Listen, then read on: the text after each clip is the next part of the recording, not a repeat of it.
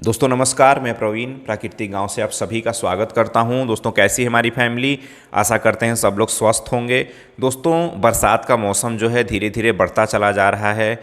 दोस्तों बरसात के दिनों में हमारी मछलियों को डबल केयर की ज़रूरत होती है। आपको मैं बता दूं कि हमारे अपने तालाब का केयर, अपने जो है मछलियों का केयर बरसात के मौसम में फिश और पॉन्ड दोनों की केयर की बड़ी ज़रूरत होती है।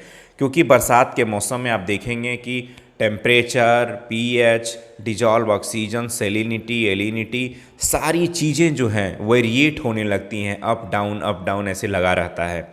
इसके साथ साथ आपका फाइटोप्लैंक्टन्स क्रैश करने लगता है। बारिश की जो आवाज़ होती है उससे मछलियां जो है स्ट्रेस में आ जाती हैं और टेम्परेचर बहुत ज़्यादा डाउन होने लगता है, तो जो हमारी मछलियों का दाना जो खाने का स्पीड है वो कम होने लगता है। दोस्तों इतनी चीज़ें जो हैं आपको जो है सिर्फ और सिर्फ एक बारिश होने की वजह से गड़बड़ हो जाती है।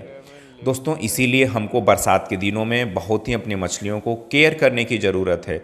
आज कुछ टिप्स मैं बताने वाला हूं जिसको बरसात के मौसम में आपको इन चीज़ों पर ज़रूर ध्यान रखना चाहिए, ताकि जो है आप अब बहुत अच्छे तरीके से अपनी फिश फार्मिंग कर पाएँ। दोस्तों सबसे पहली चीज़, जो सबसे इम्पॉर्टेंट चीज़ है, जो बरसात के दिनों में आपका ऑक्सीजन बहुत ही ज़्यादा डाउन हो जाता है। मैक्सिमम लोग हमसे पूछते भी हैं कि सर हमारा ऑक्सीजन डाउन हो गया है, हम क्या करें? हमारी मछलियाँ अर्ली मॉर्निंग में हम जाते हैं तो ऊपर जो है मुंह कर करके सांस लेती हैं, हमें क्या करना चाहिए?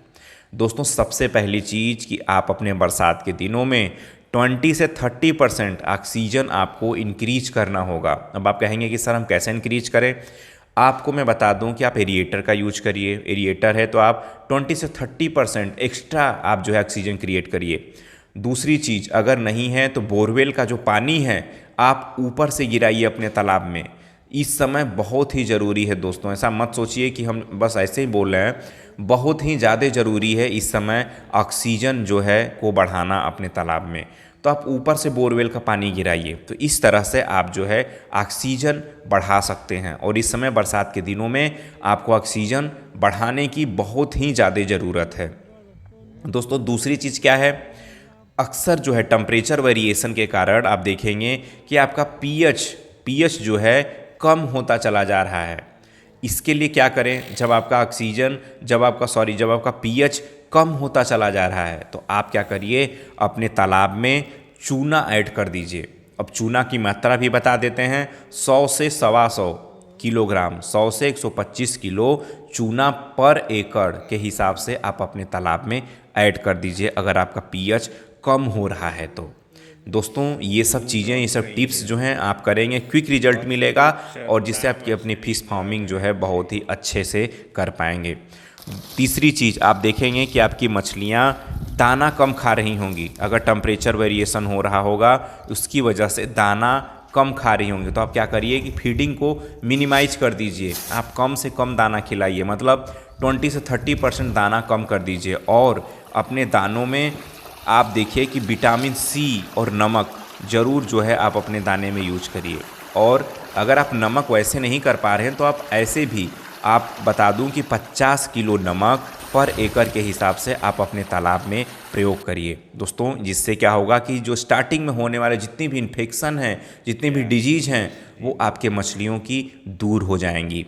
तो नमक का भी प्रयोग करना मत भूलिएगा। आप देखते होंगे कि अक्सर किसान भाइयों के तालाब में बरसात के दिनों में काई बन जा रही है, काई बन जा रही है और जो है टर्मिनिटी की प्रॉब्लम हो जा रही है, मतलब पानी मटमैला हो जा रहा है। दोस्तों मैं आपको बता दूं कि अगर पानी मटमैला हो जा रहा है, आपको सबसे पहले ये चीज़ें देखनी होगी कि आपका पानी मटमैला हो रहा है कि प्लैंकटन्स जो है बढ़ रहे हैं, घट रहे हैं। आपको इन दोनों में डिफरेंस, पानी मटमैले और प्लैंकटन्स में डिफरेंस करना आना चाहिए। अगर आपके तालाब का पानी मटमैला हो जा रहा है तो आप फिटकरी यूज कर लीजिए। आप फिटकरी यूज करेंगे तो जो है आपका पानी जल्दी से जल्दी सही हो जाएगा। क्योंकि अक्सर बारिश में जो होता है पानी गंदा हो जाता है। आप देखते होंगे कि घरों में, जैसे जिसका घरों में जो आप पंप यूज करते होंगे, आप देखते होंगे कि बरसात के दिनों में उसमें भी पानी गंदा आने लगता है। क्यों? क्योंकि वाटर लेवल इंक्रीज होता है। तो हमारे तालाब में भी ऐसा होता है। अगर ऐसा हो रहा है तो फिटकरी का यूज कर लिए।